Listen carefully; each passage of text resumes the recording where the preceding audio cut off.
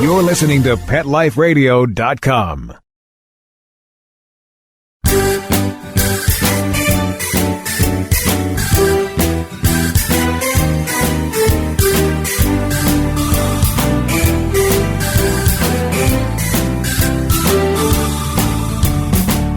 Welcome to Get Positive Results. I'm your host, Teody Anderson, and we're on Pet Life Radio. Well, a couple days ago, I posted on my Facebook page asking folks what drives you nuts about people and pets. And because I'm me and I do focus on the positive, what positive things have you noticed about people and their pets that you really want to give kudos to? Well, apparently I opened up a whole box of frustration because the Peeves just kept coming through the Facebook channels. It was amazing. I had a tremendous response. Today's show is all about pet peeves and positives. More when we come back. We'll be right back, right after these messages. Stay tuned. Take a bite out of your competition. Advertise your business with an ad in Pet Life Radio podcasts and radio shows. There is no other pet-related media that is as large and reaches more pet parents and pet lovers than Pet Life Radio. With over 7 million monthly listeners, Pet Life Radio podcasts are available on all major podcast platforms. And our live radio stream goes out to over 250 million subscribers on iHeartRadio, Odyssey, TuneIn, and other streaming apps. For more information on how you can advertise on the #1 pet podcast and radio network, visit PetLifeRadio.com/advertise today. Let's talk pets on PetLifeRadio.com.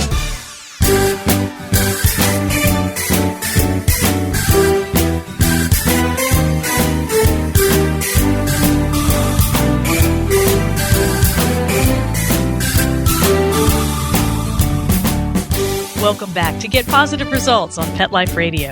I'm your host, Teody Anderson. Today we're talking about pet peeves and positives, but we're going to cover the peeves first because I think I really opened a box with this one. We had such a tremendous response. It was awesome. But there are apparently a lot of things that drive people crazy about people and their pets. I'll start off with mine. This is what I started off with. I'll tell a specific story, though. There are things that do drive me crazy about people and dogs and people and cats and people and all sorts of pets. I try to focus on the positive in life, but every now and then you wonder, like, what were they thinking? My thing is to let dogs just run up in my dog's faces. People who just let their dogs just run to the end of the leash and get up in my dog's faces without even asking if my dogs are friendly or sick or aggressive or anything. A lot of people don't know that that's really rude behavior. And it makes it even worse when you're at the vet's office. I have been at the vet's office with some really sick pets in the past, and it's been really scary because you don't know what they have. They've been maybe throwing up, and they're sick to their stomach, and they're not eating. And these people just let their dogs run up in your dog's face. I'm like, not only is my dog not feeling well, so he may not be as likely to be nice to your dog, but he also could be contagious. So you might want to stay away. But people do that all the time. It just baffles me that people think that that's okay. So hopefully if you're listening and you do that, now you know it's not okay. So please don't do that, because people started chiming in left and right about that one. They said that, oh my gosh, they couldn't stand it when people just let their dogs run up in another dog's face. It's also really dangerous. Even the most social friendly dog can snap or growl at a dog that runs up to it inappropriately. We don't really like it when strangers run up and fling their arms around us and give us hugs. Depends on the stranger. But in general, that's not an accepted public practice. So it's not really fair when other dogs do that to dogs as well. So don't let your dog do that. It's a pet peeve. But people started chiming in left and right, and not just dogs that run up in another dog's space, but loose dogs in general really struck a chord. I know that a lot of my clients that I work with can't even walk in their own neighborhoods because dogs are running loose, and these dogs are not trustworthy. Sometimes they're aggressive, or sometimes their dog is aggressive, and they're worried that they're going to be blamed when their dog takes a chunk out of another dog when they're trying to be the responsible thing and have dogs on leashes. There are leash laws in lots of areas of the country, and a lot of people just don't respect them. So let's take a look at some of the responses that I got about loose dogs. Let's see here. I'm to wade through them. There were so many. It was wonderful. Karen Michelle Peyton Hood says, we live in the country. I can't take my dogs for a walk because so many owners around here let their dogs run free, and they run up and charge us as I try to walk my dogs on the leash. Can't even ride my bike without being chased. It is so not right. And she's right. And I know that joggers and walkers have that trouble. Moms with strollers with their kids also have that trouble. You've got your baby in a stroller. You don't know what that dog's intentions are. We try to teach everybody about canine behavior, but it can be hard to monitor that behavior if you don't have that education and if you're trying to keep your baby from getting mauled by this strange dog. So loose dogs are a real problem. Ashley Alta writes, loose dogs is a peeve of hers, or a human calling the dog from more than a football field away in parks that have clearly marked dog must be on leash signs. Yeah, people don't follow all those signs all the time. That's so annoying.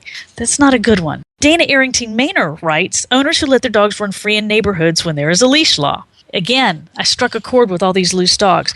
I think that people think that dogs should just run free.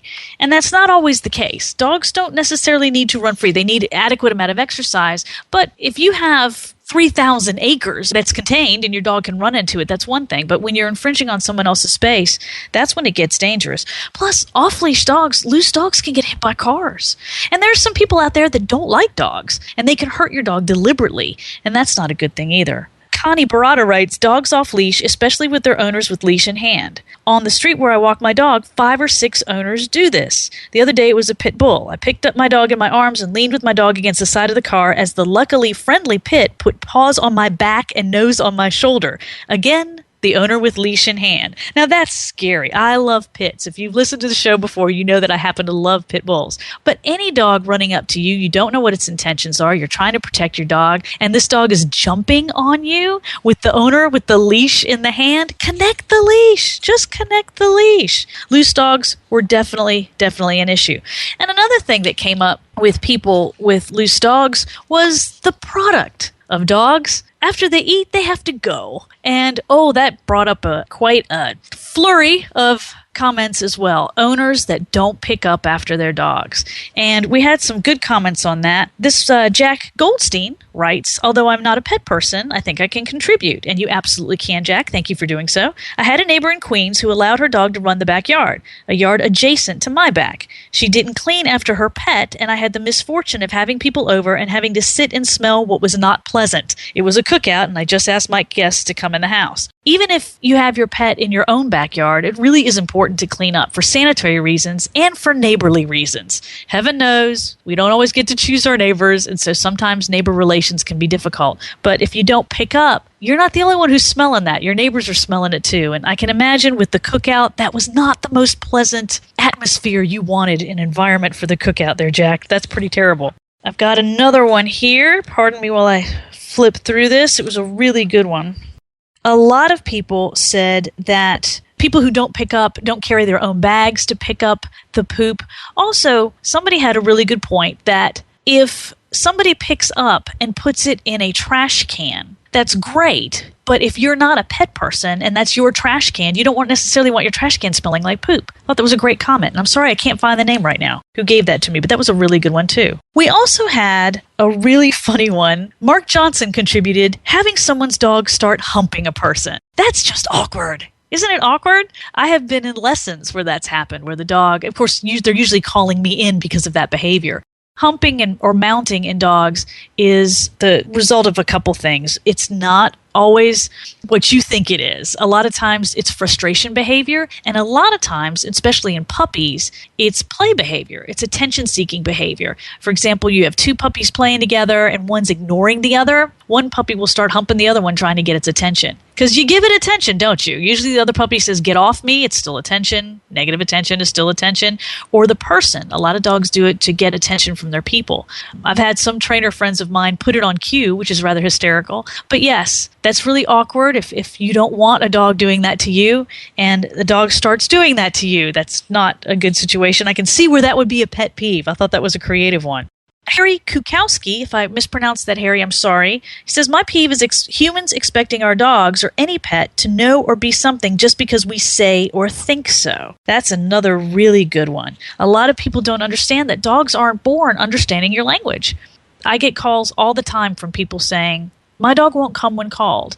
And one of the first things I ask is, have you trained it to come when called? Because they don't know what the words mean. I use this example in my class all the time. If I were to hand you a crochet hook and some yarn and go, crochet, crochet, crochet, crochet, that's not going to help you learn to crochet any faster. So saying, come here, come on, come, or sit, is not going to teach your dog how to do those behaviors any faster. So that was a really good one there, Harry. Don Hansen contributed a good one. He says, people that insist that their dog meet and interact with people when the dog is clearly frightened and wants to leave. This is a hard one because I truly believe, after working with people all these years and their pets, that a lot of people don't recognize fearful behavior.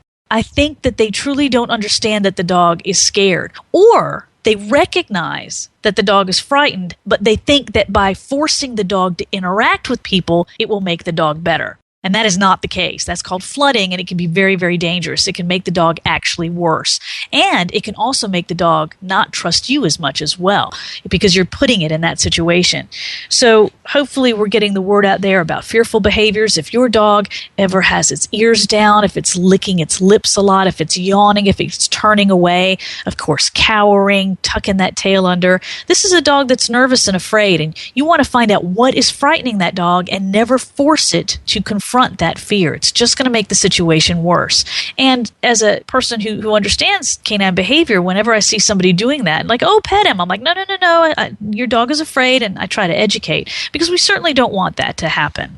Several people brought up kids and dogs, and I thought they had some really good things to say.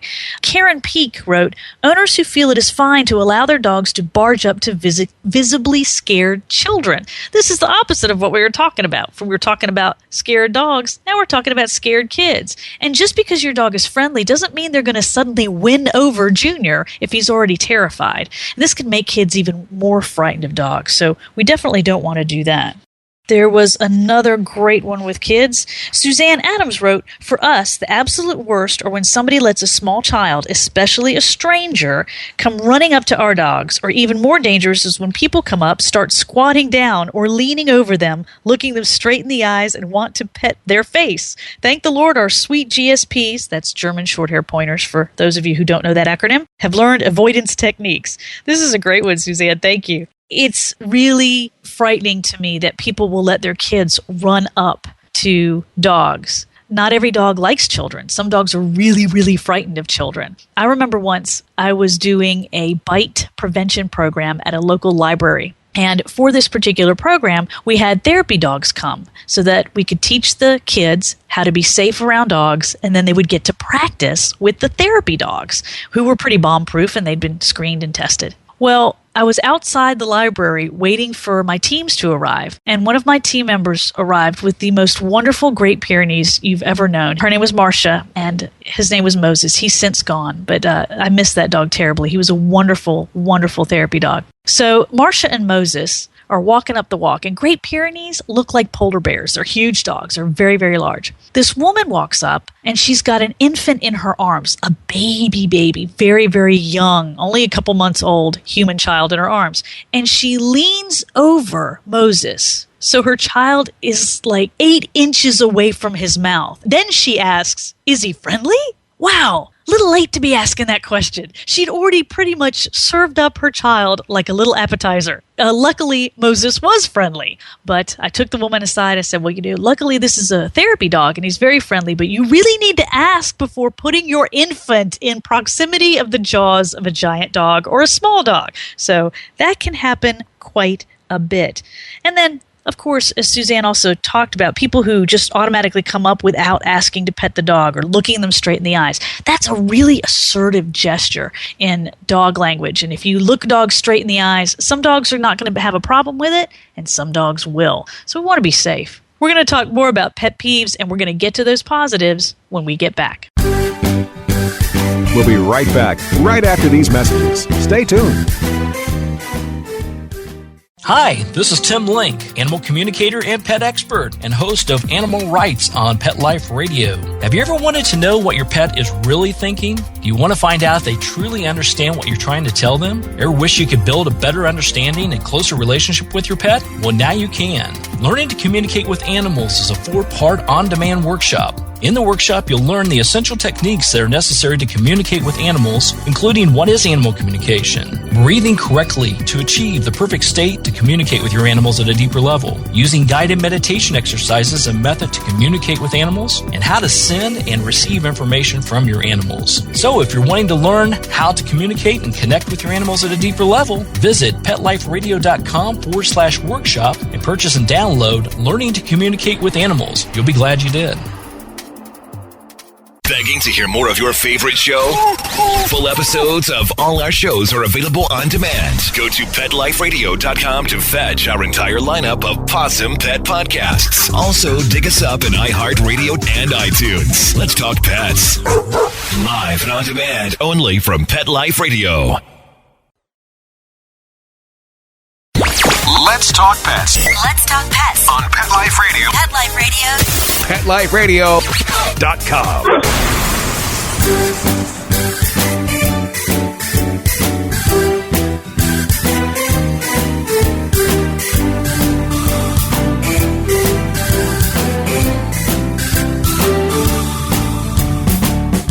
Welcome back to Get Positive Results. I'm your host, Teody Anderson, and today we're talking about pet peeves and positives on Pet Life Radio. That is a lot of peeves today. Another one, we talked about children right before the break, and Rose Tropiano DiGilio. Rose, if I massacred that, I am so sorry.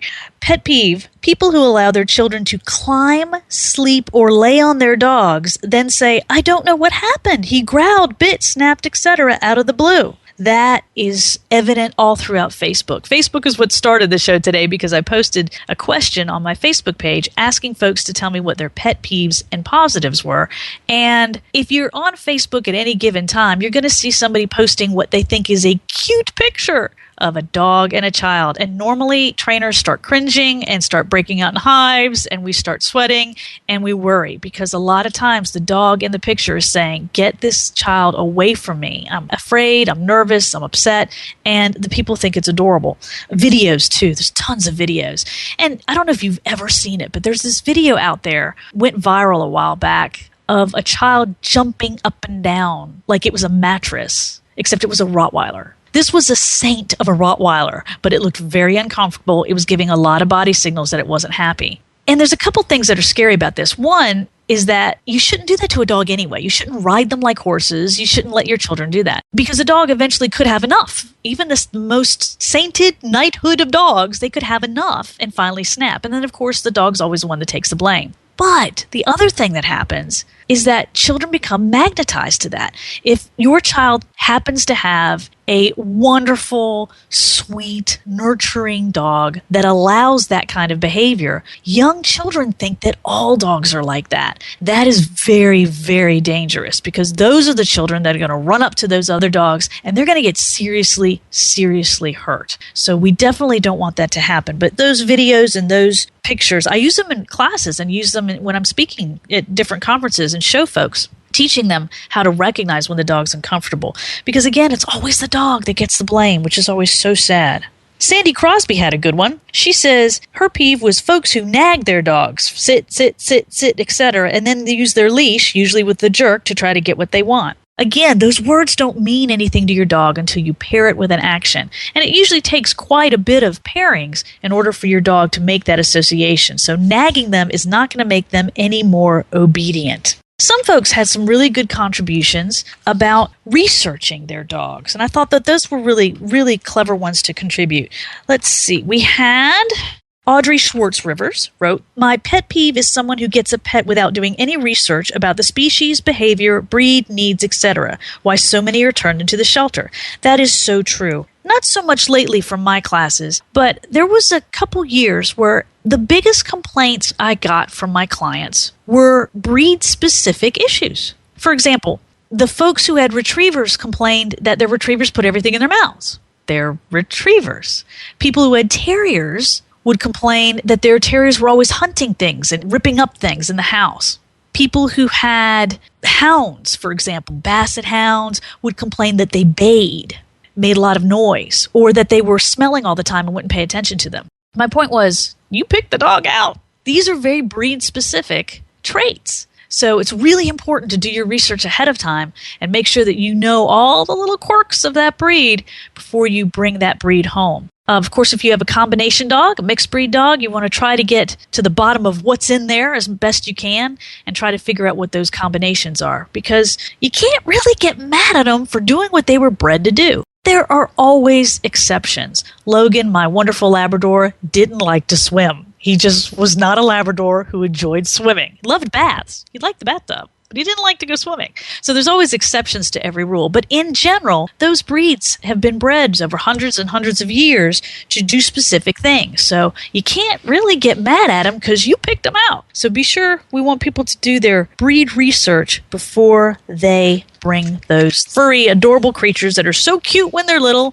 and then they end up driving you nuts sometimes. Especially the breed research comes into hand with the giant breeds. I mentioned Great Pyrenees earlier. Those are really large dogs. And people get them because they're so cute. They look like little fluffy polar bears when they're babies, but they get to be really, really large and they weigh a lot. And then they're shocked. That's why there were so many issues with St. Bernards. They're so cute when they're little, and then people realize how big and drooly they get, and they end up in the shelters, which isn't fair. I'm going to skim through some more of these because they were just such wonderful contributions. I'm sorry, folks, if I don't get to yours because there's just no way to get to them all. I want to make sure that we have time for the positive stuff, too. Here is one from Paula Shimko.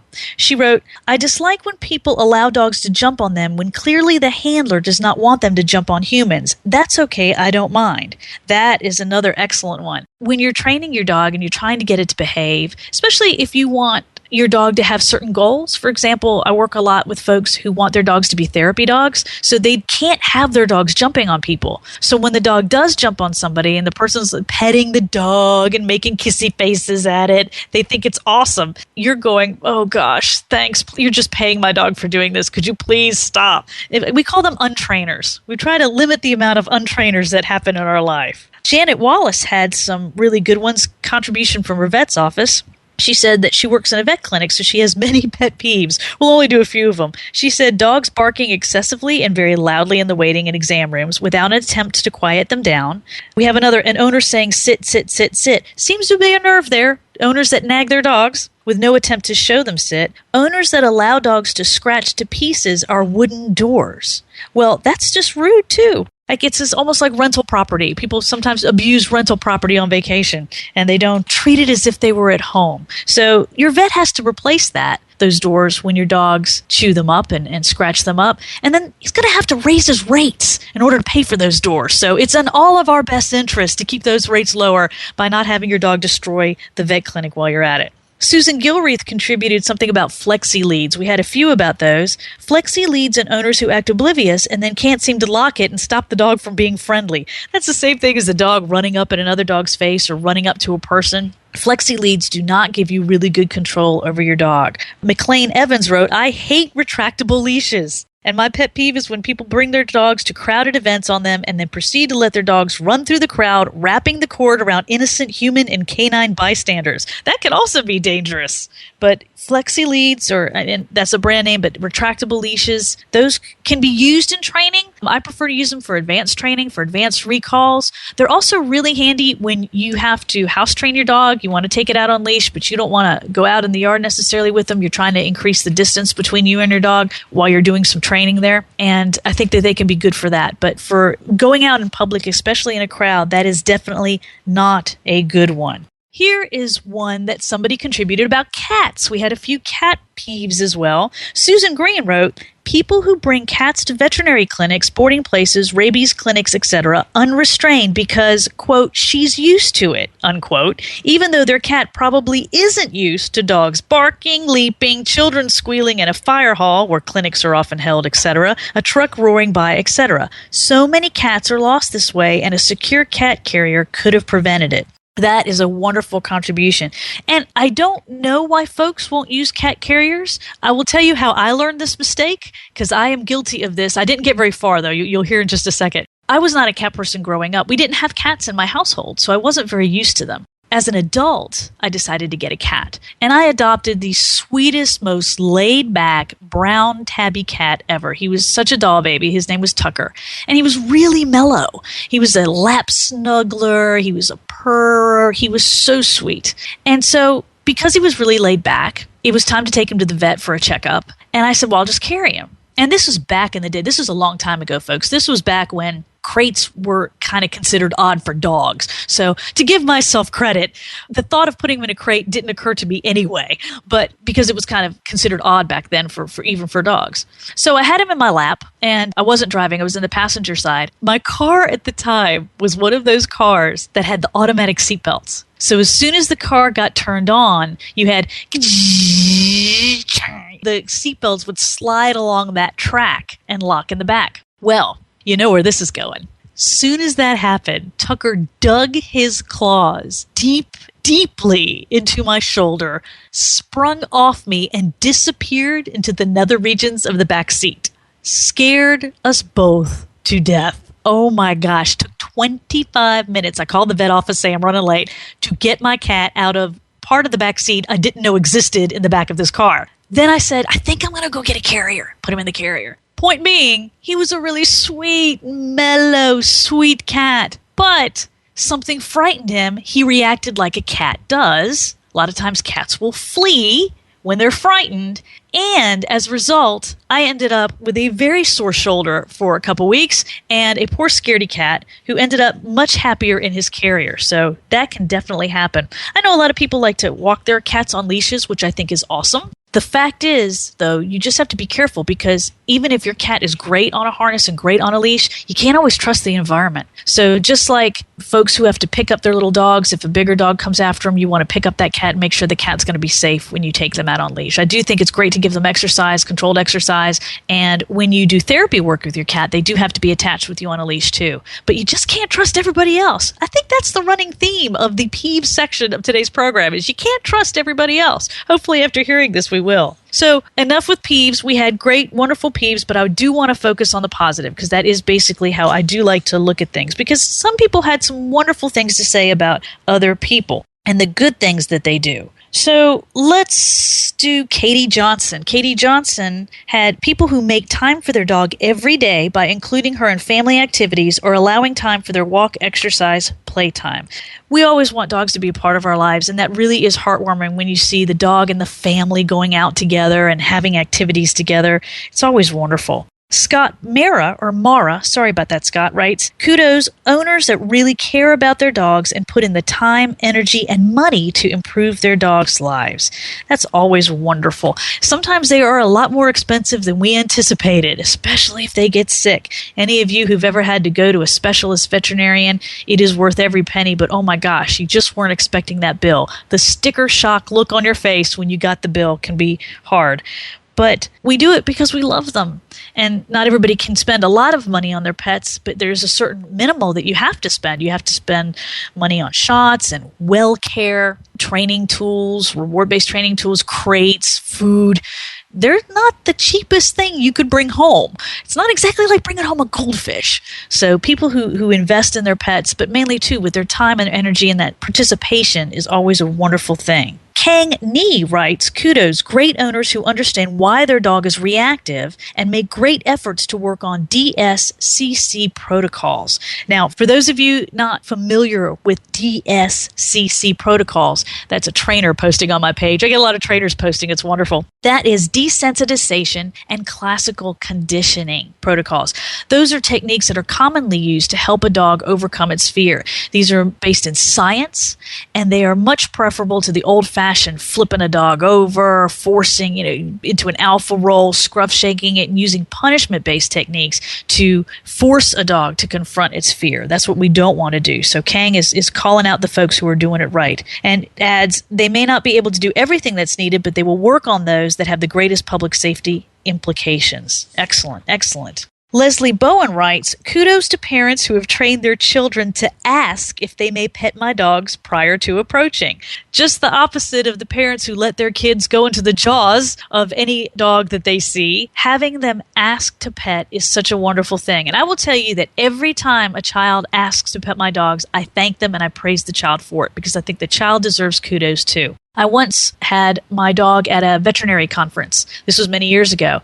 And I was just so happy at the veterinary conference because it was a family conference. A lot of the veterinarians brought their families there. And every single child who came up to me asked to pet my dog. It was wonderful. I'd never had that many children in a row ask to pet my dog randomly throughout a weekend. It was wonderful. So the vets were doing definitely something right with teaching their kids to ask. William Casanova adds, I live in Virginia Beach, Virginia. It is a family and pet-oriented city. We have poop bags and repositories throughout, but people still allow their pets to poop and don't pick up. But worse yet are those that pick up the poop and tie a nice knot in the bag and then place it neatly on someone's lawn or edge of a property, or actually walk on others' property and dump their bag in someone else's garbage can. William, I found your quote. You're the one who was talking about that earlier. Yes, while the latter would seem okay, he writes, it is not when you don't have pets of your own, and now, especially during the summer, you lift your lid to the foul smell of dog poop and flies. So that honestly had not occurred to me. I thought that was a wonderful contribution. A lot of people think they're doing the right thing by putting the poop bag in a trash can. They don't actually pay attention to the results of that, and maybe the person doesn't want their trash can smelling like poop. So I thought that was a really good one to call out. Jen Tixey writes a great kudos. She says, kudos to the men that will make unnatural happy tones to get their dogs to come to them. I think that's awesome. I always tell folks in my classes that what goes on in class stays in class. It's really humbling for us to realize that we're not always the center of our dog's attention. Your dog may be more distracted by dirt and want to go smell dirt than to come to you. This is really humbling. We don't want to hear that, but it's the truth. So a lot of times you have to be upbeat and you have to be excited to get your dog's attention. You may not have to do that forever, but especially when you're doing your initial training, you really want to make an impact on your dog and be really more exciting than the environment. I tell folks that I used to write advertising for a living, and my job as a person who wrote advertisements was to cut through the clutter of all the other advertisements that you see and make mine stand out. If you think about it, in your commute today, how many ads did you see? You probably saw billboards. You may have seen logos on people's shirts. Maybe you heard radio ads. Maybe you had your radio on in the car. There are lots of distractions. There's lots of advertising out there. Maybe on the highway you saw cars that were wrapped with businesses and phone numbers and such. All that is advertising. How much of it do you remember? If I asked you to list every single ad you saw today, could you do it? Probably not. Now, there were a few that probably stood out for you. For whatever reason, it stood out. And that used to be my job as an ad writer. I had to write the best ad to cut through all that clutter. Well, your dog is bombarded by 8 times the amount of advertisements that you are. Dogs can hear things we can't. They can certainly smell things that we can't. And in order to cut through all those distractions and cut through the clutter of advertising, you have to be a really good ad in order to get your dog's attention. Sometimes, if you're a soft-spoken person, or sometimes guys who just don't want to be all silly in class, I hear you, I get it, it can be hard. And as a result, their dogs don't pay attention to them, especially in a group class as much as other dogs. And then, of course, I take the dog and I'm like, hi, puppy, puppy, and the dog just is all over me and pays attention. They get a little jealous about that, or they wonder, well, how come you do it? Well, yes, I'm a professional, but you can also get your dog's attention by being really upbeat and being the better advertisement. So I think it is awesome when people will just let loose in class, and even the soft-spoken ones really come out of their shells and they act silly and goofy to get their dog's attention, and the dogs love it. They love that attention that they're getting, and it makes you more interesting. It's really humbling, again, to know that we're not as exciting as a stick or dirt or a frog that went by, but that is what happens sometimes. Patty Embry Tottenham says, good, people who train their dogs and include them in family activities. Yes, we love family dogs and the fact that they're included in picnics. People are taking their dogs out more than ever. That's why Pet Life Radio is so popular. It's because people and pets go hand in hand. Pets are a part of our lives. And I want to thank everybody who contributed to this. It was really exciting. We probably could have taken 3 or 4 shows to cover it, but we might revisit this again in a while and see what the peeve trend is and the positives as well. I hope that you have many, many more positives in your life than peeves. If you would like to contact me, you can find me on that Facebook page. It's facebook.com/Teody Anderson. You can email me at teody@petliferadio.com. That's TEOTI. you can always find me on the web at getpositiveresults.com. I want to thank my producers for making this show happen. Thank you again for joining me. And until next time, this is Teody Anderson on Get Positive Results, Pet Life Radio. Let's talk pets every week on demand, only on PetLifeRadio.com.